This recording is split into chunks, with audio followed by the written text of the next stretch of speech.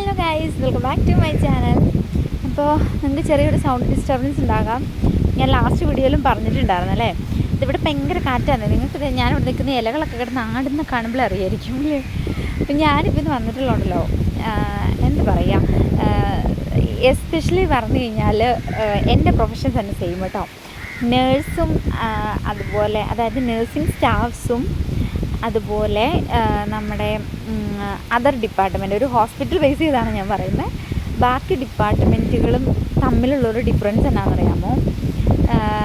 ബാക്കിയുള്ള ഡിപ്പാർട്ട്മെൻറ്റ് എന്ന് പറഞ്ഞു കഴിഞ്ഞാൽ അവരവരുടെ ജോലി കഴിഞ്ഞിട്ട് അവർ സിമ്പിളാക്കി അങ്ങ് പോകും. ടെൻഷൻ ഫ്രീ ആയിട്ട് സമാധാനമായി വീട്ടിൽ പോയി എൻജോയ് ചെയ്യും.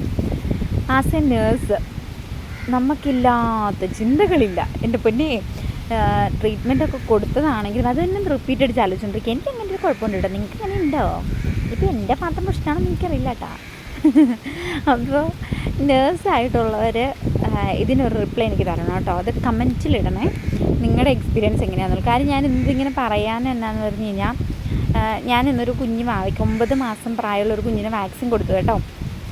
അതായത് വാക്സിൻ കൊടുത്തു കഴിഞ്ഞപ്പം നമ്മൾ ഓൾറെഡി കറക്റ്റായിട്ട് കൊടുക്കുന്നതാണെങ്കിൽ കൂടിയും അവർക്ക് എന്തെങ്കിലും ബുദ്ധിമുട്ടുണ്ടെങ്കിൽ അവർക്ക് പറയാനറിയില്ലല്ലോ.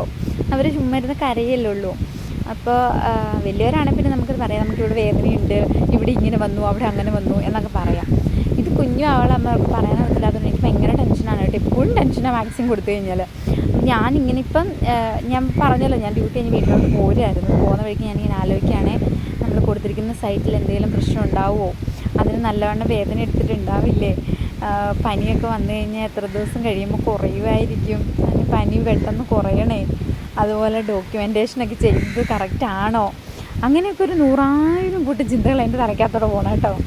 അപ്പോൾ നമുക്ക് ആക്ച്വലി പറഞ്ഞാൽ കേട്ട് കഴിയുമ്പോൾ നമുക്ക് ചിരിയും വരും. എന്നാൽ അതാണ് വാസ്തവം. സത്യം പറഞ്ഞാൽ എല്ലാ നേഴ്സുമാർക്കും ഇങ്ങനെയാണെന്ന് എനിക്ക് തോന്നുന്നത്. ഇതിപ്പം ഈ ഒരു കേസ് മാത്രമല്ല കേട്ടോ, നമ്മൾ ഏത് ഡിപ്പാർട്ട്മെൻറ്റിൽ വർക്ക് ചെയ്താലും നമ്മൾ പോരുമ്പോൾ ഒരു 100,000 ചിന്തകളായിരിക്കും. ഇതിൻ്റെ ഡോക്യുമെൻറ്റേഷൻ എല്ലാം കംപ്ലീറ്റ് ആക്കിയിട്ടാണോ പോകുന്നത്, അതുപോലെ എല്ലാ മെഡിസിനും കൊടുത്തായിരുന്നോ, അങ്ങനെ 100,000 ചിന്തകളുണ്ടാവും അല്ലേ. അപ്പോൾ അങ്ങനെ എക്സ്പീരിയൻസ് ചെയ്തിട്ടുള്ളവർ കമൻറ്റ് ബിലോ, ഓക്കെ. അപ്പോൾ അടുത്ത വീഡിയോ കമൻറ്റ് ബോക്സിൽ റിപ്ലൈ ആയിട്ട് വരാം. Tata, bye bye.